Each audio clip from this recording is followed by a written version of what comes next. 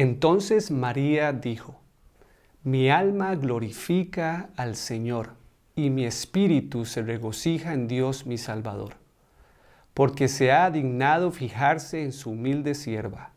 Desde ahora me llamarán dichosa todas las generaciones, porque el Poderoso ha hecho grandes cosas por mí. Santo es su nombre. Esta es la primera parte de la oración conocida como la Magnificat. Fue lo que María respondió al recibimiento que Elizabeth le hizo en su casa, el día que María llegó para visitarle y confirmar lo que el Señor venía haciendo en ella. Hoy vamos a continuar con los siguientes eventos de la fase de preparación de la vida y ministerio de Jesús. Mi nombre es Lisandro Montenegro. Bienvenidos. Esto es Contexto.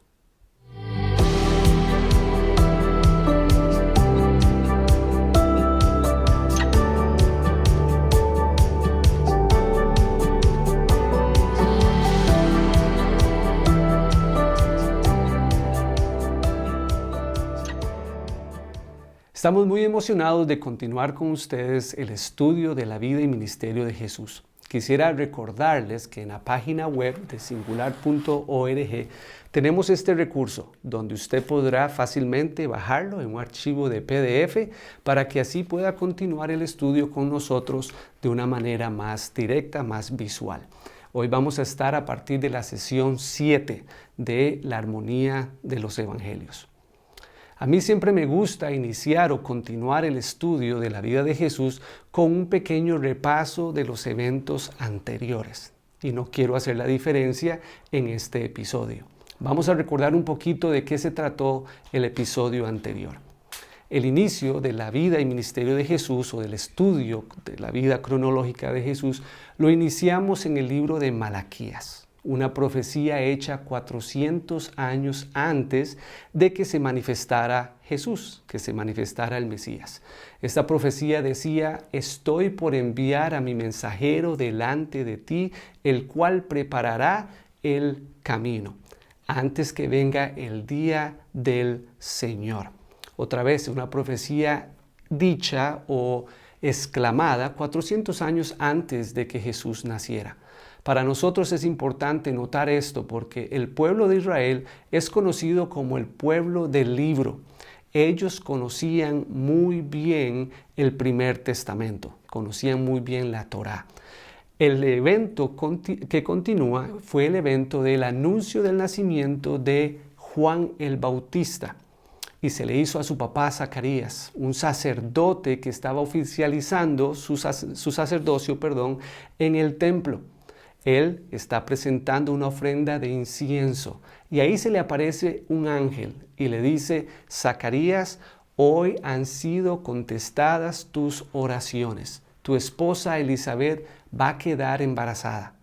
Zacarías duda y de hecho parece que el ángel interpreta esto como una falta de fe o de creencia de parte de Zacarías, porque de acuerdo a lo que estudiamos, Zacarías termina mudo y no pudo hablar hasta que se cumplió efectivamente lo que el ángel le había dicho.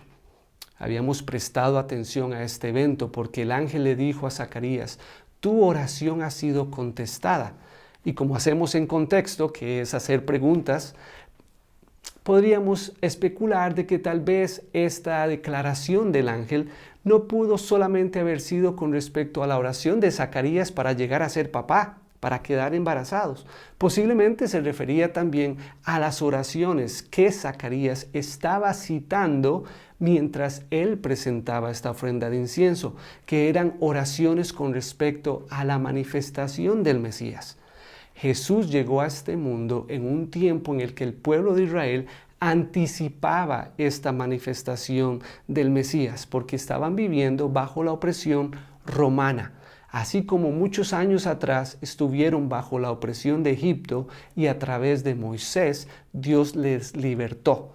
Esta era la esencia, esta era la idea detrás de la venida del Mesías que esperaban los judíos del primer siglo. ¿Pudo haber sido esta entonces la oración a la cual se refería el ángel Gabriel? Es una de las preguntas que hacemos. El evento número 3 sucedió 6 meses más tarde, cuando el ángel Gabriel se le apareció a una muchachita en un pueblo llamado Nazaret, al norte de Israel. Y le dice el ángel a María que ella va a concebir del Espíritu Santo. La respuesta de María fue muy parecida a la de Zacarías. Ella le dice, ¿cómo puede ser que esto suceda conmigo, puesto que no vivo en una relación de matrimonio con alguien? El ángel le dice que es a través del Espíritu Santo que ella va a concebir, y la respuesta de María nos debe sorprender a todos.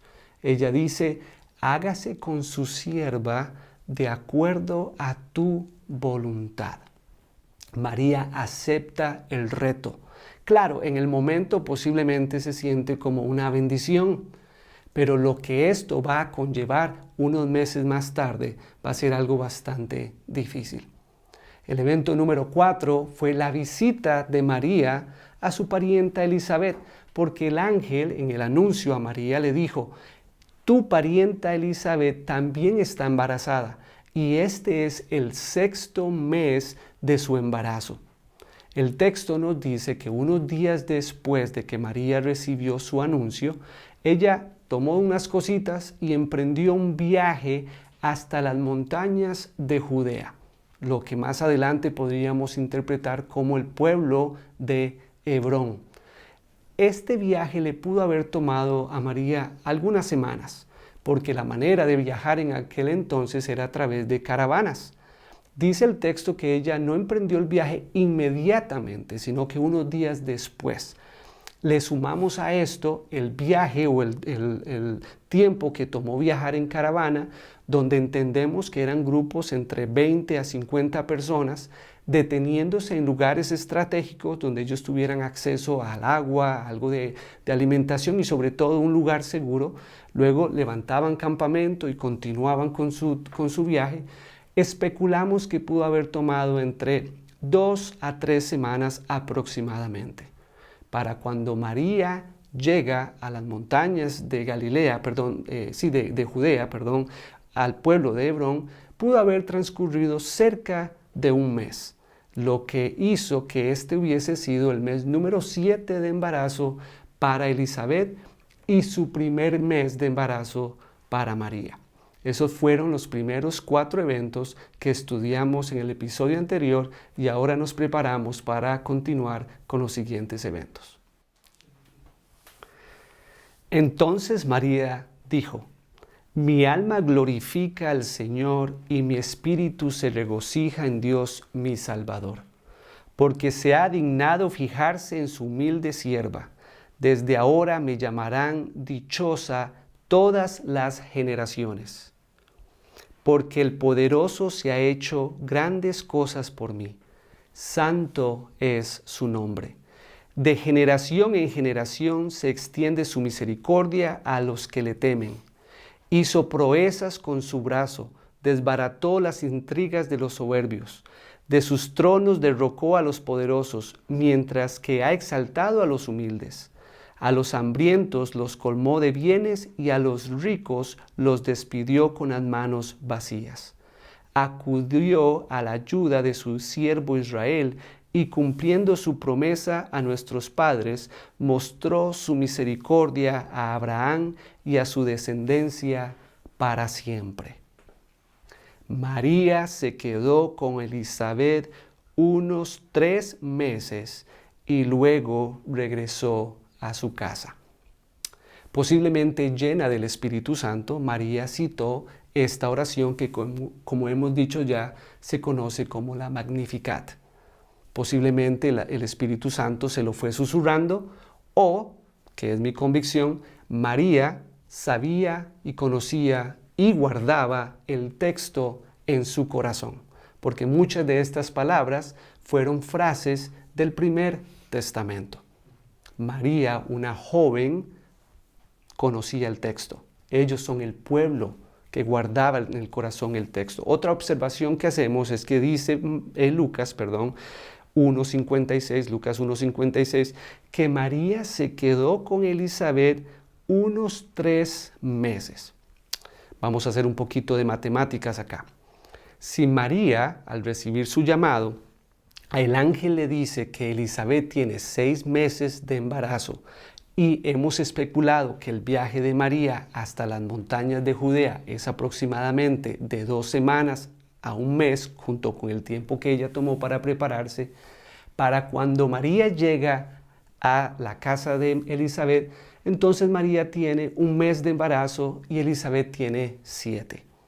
Si el texto nos dice que María se quedó con Elizabeth 3 meses, esto significa que María pudo haber sido una testigo ocular del nacimiento de Juan, el cual es el 5º evento en nuestro estudio cronológico. Y vamos a ver qué fue lo que sucedió. Sigo leyendo en Lucas capítulo 1, versículo 57. Cuando se le cumplió el tiempo a Elizabeth, dio a luz un hijo.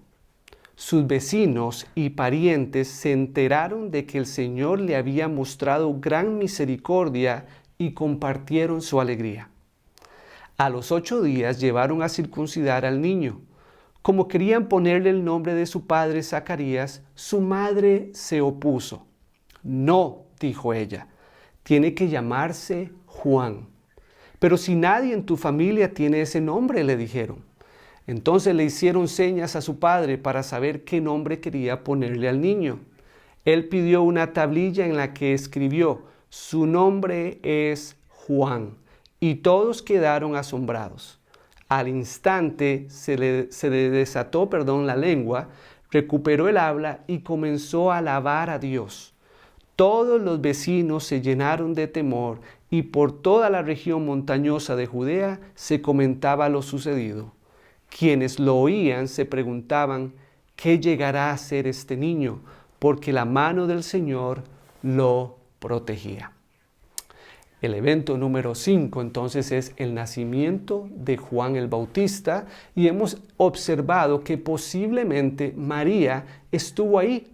Si las matemáticas nos ayudan un poco y si estamos leyendo acertadamente entre líneas, María pasó 3 meses con Elizabeth una vez que ella llegó al lugar donde ellos vivían.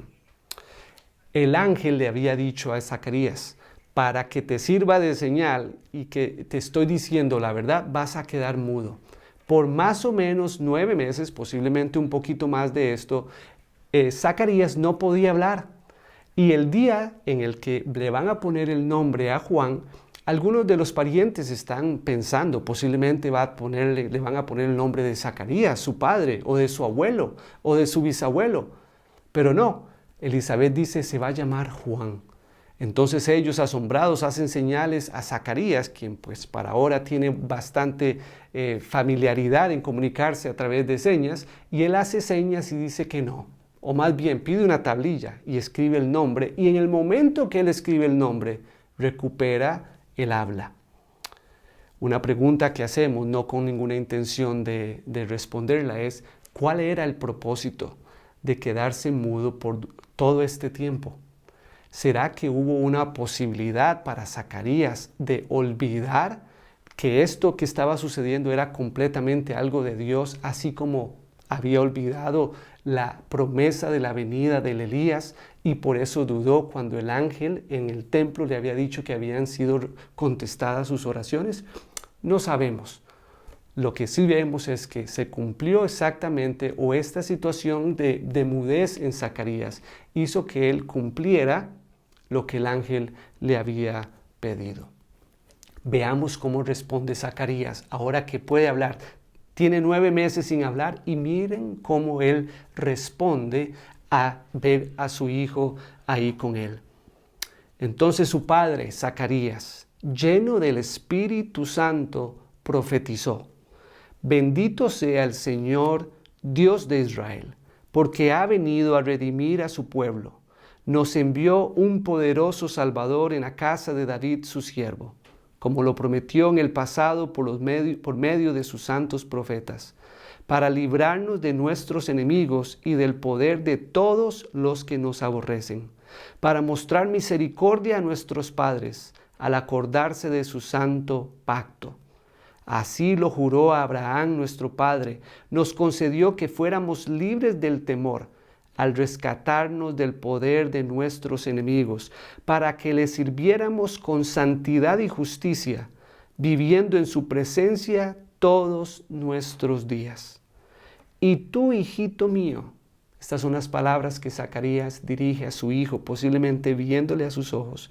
Y tú, hijito mío, serás llamado profeta del Altísimo, porque irás delante del Señor para prepararle el camino. Zacarías no iba a olvidar esta escritura. Ya posiblemente la conocía antes de que el ángel Gabriel se le apareció 9 meses atrás, pero a partir de ese evento, yo estoy seguro, Zacarías no iba a olvidar que su hijo era el cumplimiento de la escritura profetizada 400 años atrás. Porque irás delante del Señor para prepararle el camino. Darás a conocer a su pueblo la salvación mediante el perdón de sus pecados. Gracias a la entrañable misericordia de nuestro Dios, así nos visitará desde el cielo el sol naciente. Me gusta esta frase porque es parecido una vez más a lo que el libro de Malaquías dice con respecto a Jesús, que nos va a visitar el sol de justicia y que va a traer en sus alas salvación. Dice versículo 79, para dar luz a los que viven en tinieblas, en la más terrible oscuridad, para guiar nuestros pasos por la senda de la paz. Y dice el versículo 80, y así termina el capítulo 1 de Lucas, el niño, refiriéndose a Juan, crecía y se fortalecía en espíritu, y vivió en el desierto hasta el día en que se presentó públicamente al pueblo de Israel. Evento número 5, el nacimiento de Juan el Bautista, y todos estos detalles que estamos viendo alrededor del nacimiento de Juan, muy posiblemente fueron descritos a Lucas por María, quien fue una testigo ocular, muy posiblemente, del nacimiento de Juan. Vamos al siguiente evento. Vamos en este caso a irnos al libro de Mateo. Mateo capítulo 1, versículo 18. El nacimiento de Jesús. Y así es como lo describe Mateo, pero luego vamos a movernos una vez más a Lucas para ver los otros detalles que no nos cuenta Mateo. El nacimiento de Jesús, el Cristo, me encanta como Mateo afirma. Ahora recordemos que cada uno de los evangelios fue escrito mucho tiempo después de que sucedieron las cosas. Ahora hay certeza, ahora hay credibilidad, y Mateo a su audiencia quiere dejarles por sentado, como por un hecho, quién es Jesús, y él dice, el nacimiento de Jesús, el Cristo, el Mesías, el ungido, fue así. Dice, su madre María estaba comprometida para casarse con José. Este es un dato importante que mencionamos en el episodio anterior. María y José no convivían, no habían llevado su matrimonio al punto de la unidad íntima, sino que había sido un pacto como lo que hoy día nosotros conocemos como un compromiso para matrimonio. Lo que pasa es que tenía un peso legal mucho más grande que el que nosotros hoy día entendemos. Dice que María estaba comprometida para casarse con José, pero antes de unirse a él, resultó que estaba encinta por obra del Espíritu Santo. Como José, su esposo, era un hombre justo y no quería exponerla a vergüenza pública, resolvió divorciarse de ella en secreto. Aquí vamos a volver a la línea cronológica y es más o menos como nosotros vemos que está sucediendo esto. Yo creo que María emprendió el viaje desde Nazaret hasta las montañas de Judea sin decirle a nadie. Yo creo que María aprovechó el mensaje de Gabriel que le dijo que su parienta Elizabeth estaba embarazada para hacer este viaje y confirmar lo que le estaba sucediendo. Hemos leído que Lucas nos dice que María se quedó 3 meses allá con Elizabeth. Posiblemente, muy posiblemente, fue testigo del nacimiento de Juan y luego se regresa a Nazaret. Contemos un momentito. Pensamos que María estaba cerca de su primer mes de embarazo cuando llegó a las montañas de Judea.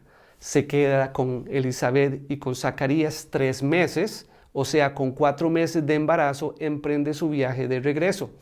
María regresa a Nazaret con aproximadamente 4 meses y medio, tal vez 5 meses de embarazo. Ahí es cuando entra esta porción del texto en Mateo. Sucedió que la gente se dio cuenta que María estaba embarazada. ¿Cuándo? Mi opinión, al mes número 4, tal vez número 5 de su embarazo, si estamos en lo correcto que María hizo este viaje a Judea y no le contó a nadie más. Y mire lo que dice Mateo. Como José su esposo era un hombre justo, versículo 19 de Mateo capítulo 1, y no quería exponer la vergüenza pública, resolvió divorciarse de ella en secreto. José no se iba a casar con María. José estaba listo para romper o terminar el pacto que había empezado con María. ¿Por qué razón? Porque él dice, él no es mi hijo. Yo no puedo mentirle al pueblo diciendo o casándome contigo y aceptando a este bebé como si fuera mío. Yo no puedo hacer eso, porque es un hombre que quiere vivir justamente o correctamente, que es la palabra que se debería usar ahí. La palabra justo significa correctamente. Y esto nos lleva una vez más al deseo de un judío de vivir conforme a la ley, a los estatutos y principios, expectativas que Dios tenía para ellos. Versículo 20 del capítulo 1 de Mateo. Pero cuando él estaba considerando hacerlo, divorciarse de María en secreto, esto era para que entonces María no quedara expuesta públicamente y que el pueblo tuviera derecho de apedrearla, que era lo que de acuerdo a la ley conllevaba a una mujer quien teniendo un pacto de matrimonio lo rompía siéndole infiel a su esposo. Pero cuando él estaba considerando hacerlo, se le apareció en sueños un ángel del Señor. Me pregunto si fue Gabriel, puesto que es Gabriel el que ha estado en toda esta aventura hasta el momento. Y le dijo, José, hijo de David, no temas recibir a María por esposa, porque ella ha concebido por obra del Espíritu Santo. Dará a luz un hijo y le pondrás por nombre Jesús, porque él salvará a su pueblo de sus pecados. Todo esto sucedió para que se cumpliera lo que el Señor había dicho por medio del profeta. La Virgen concebirá y dará a luz un hijo, y lo llamarán Emmanuel, que significa Dios con nosotros. Cuando José se despertó, hizo lo que el ángel del Señor le había mandado y recibió a María por esposa, pero no tuvo relaciones conyugales con ella hasta que dio a luz un hijo, a quien le puso por nombre Jesús. Muy bien, lo notaron. No habla del nacimiento de Jesús todavía, sino de las circunstancias alrededor del nacimiento de Jesús. José es un hombre correcto, es un hombre justo. Él posiblemente había hecho todo un pacto con el papá de María para comprometerse con ella. Hemos, creo, comentado un poquito sobre algunos de los aspectos del matrimonio del primer siglo dentro de la cultura judía. Después de haber hecho este pacto, el joven, el muchacho, en este caso José, se hubiese ido a la casa de su padre, si es que era un muchacho de 18, 20 años, como también la Mishnah explica, que a esta edad están listos los hombres para casarse, y ahí había empezado a construir un pequeño cuarto, donde algún día él iba a traer a su esposa María a vivir con él. Sin embargo, en este proceso, él cae en cuenta de que María está embarazada.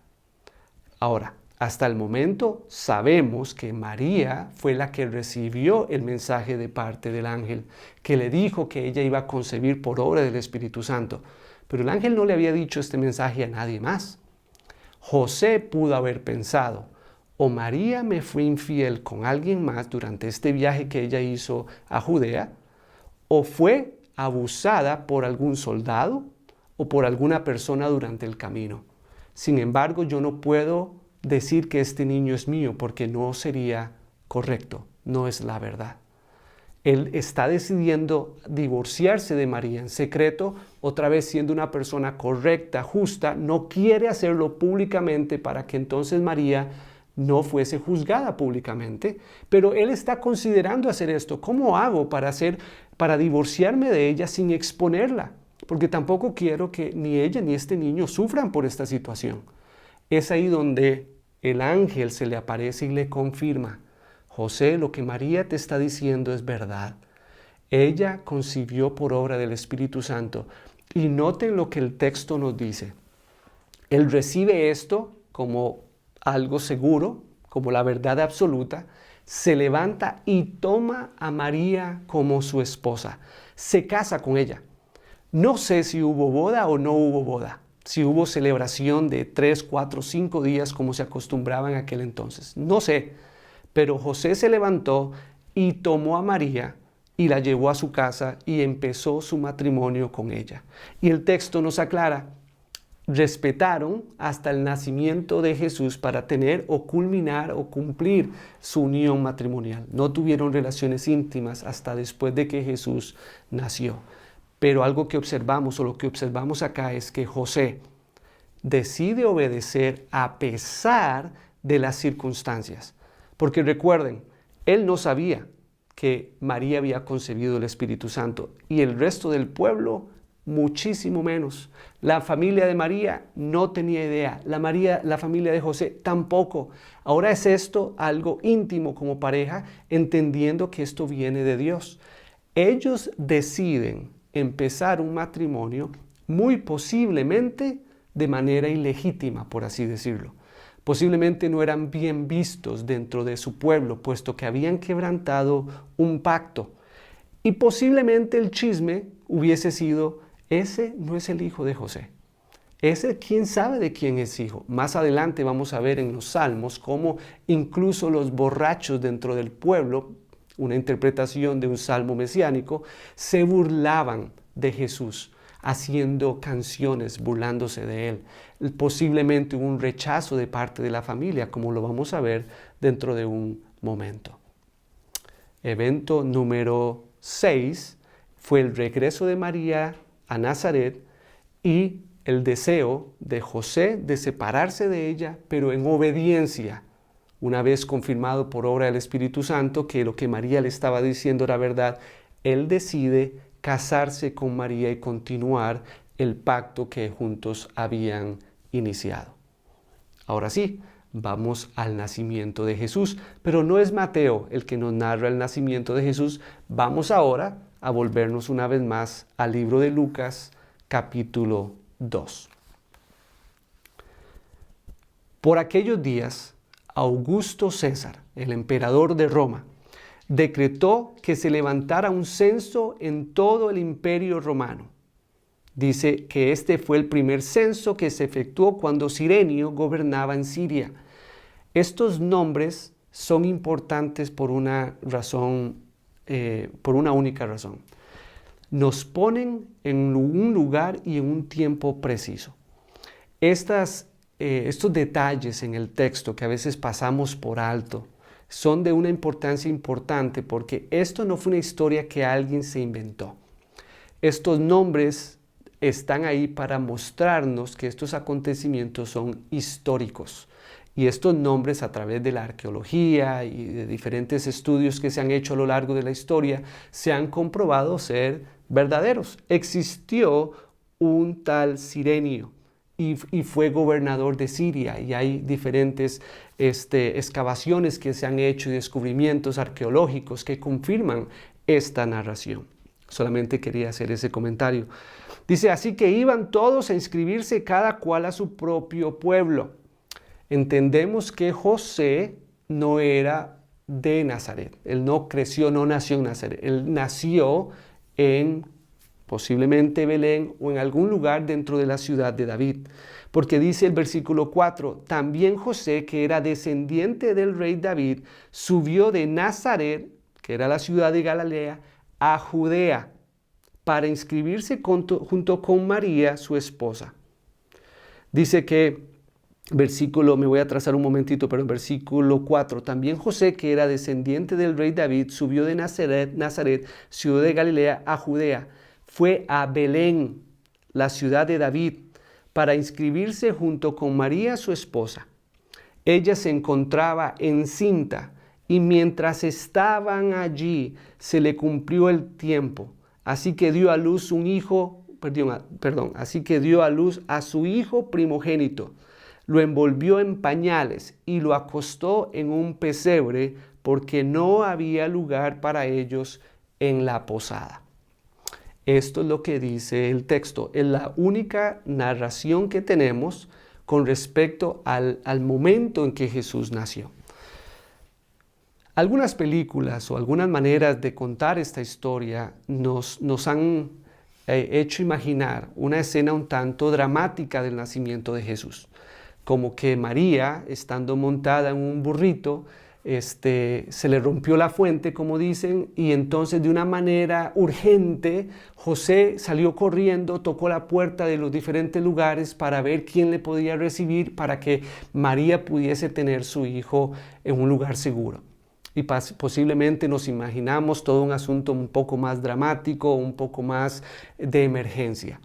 Pero el texto no nos dice esto.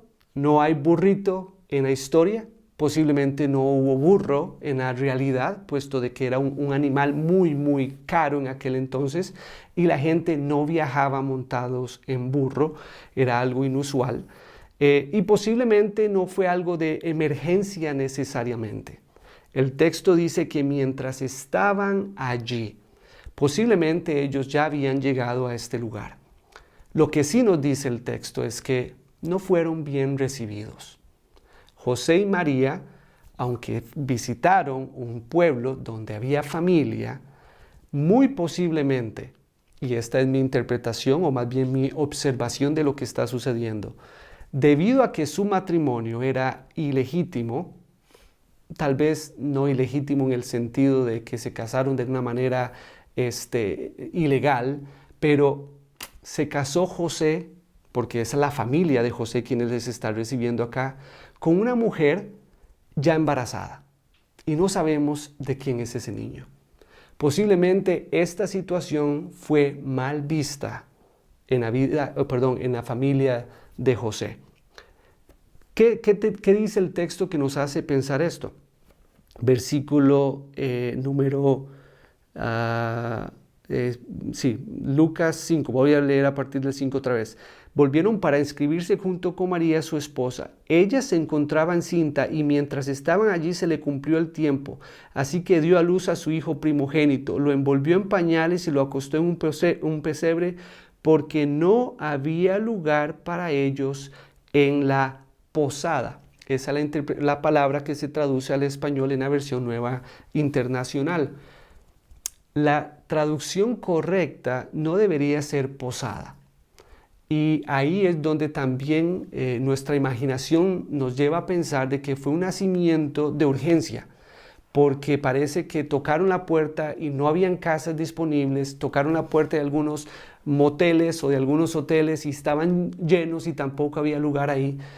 La interpretación de la palabra acá la palabra sería cataluma, y la palabra correcta interpretación es que no había lugar en la habitación principal.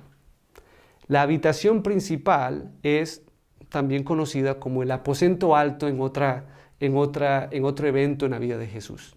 La habitación principal es posiblemente en las casas del primer siglo, en la comunidad judía, el único cuarto que tiene la casa. Las casas son pequeñas. La sala es también el comedor y también ahí ponen durante la noche algo para dormir.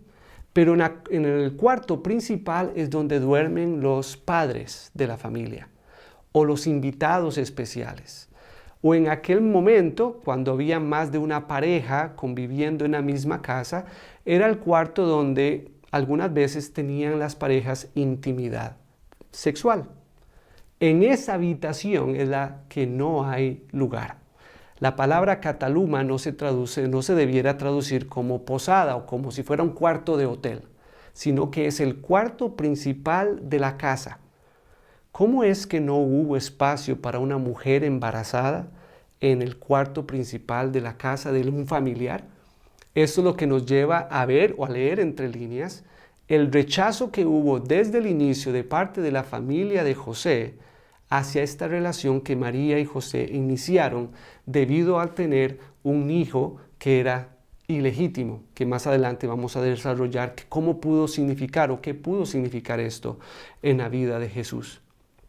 Entonces, ¿dónde estuvieron hospedados ellos? Estuvieron hospedados en un establo, pero no un establo como nosotros nos imagináramos hoy día. Era una cueva.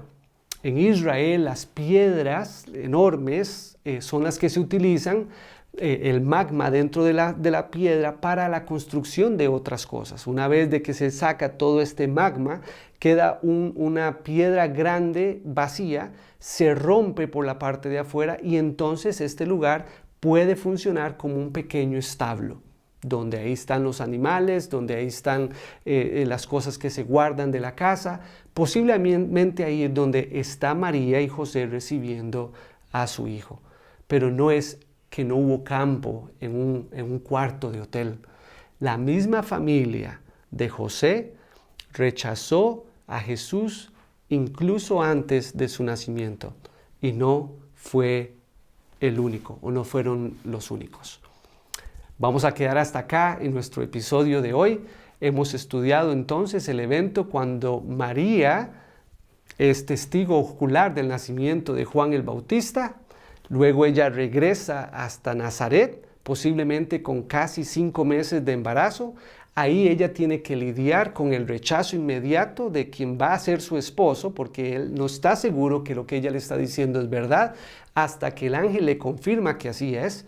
Él entonces decide tomar a María como su esposa. ¿Hubo boda o no hubo boda? No sabemos. Un tiempo después es César el que dicta un censo, donde todas las familias tienen que trasladarse hasta su lugar de nacimiento, y esto es lo que motiva o lo que hace que María y José tengan que emprender este camino hasta Belén, donde Jesús nació. Y el día que Jesús nació, no fue bien recibido por su familia, puesto que era un hijo ilegítimo. Así que lo mejor que le pudieron haber dado a él fue un establo, una cueva, donde él nació, y la expectativa de un rey era que naciera en un palacio, como vamos a ver más adelante, que era la expectativa de los sabios que vinieron desde Oriente cuando llegaron a visitar al nuevo rey. Pero nuestro rey no nació o no creció en un palacio. Nuestro rey creció de una manera humilde, bajo la tutela de 2 personas justas, de 2 personas correctas. María y José fueron escogidos de parte de Dios para que ellos juntos pudiesen hacer que Jesús creciera en un ambiente de humildad, de amor, donde Jesús pudiera desarrollarse con el carácter que algún día un líder debería tener para poder guiar al pueblo de Israel. Muchísimas gracias por estar con nosotros. Recuerde visitar nuestra página de singular.org. Nos vemos en el siguiente episodio. Que Dios los bendiga.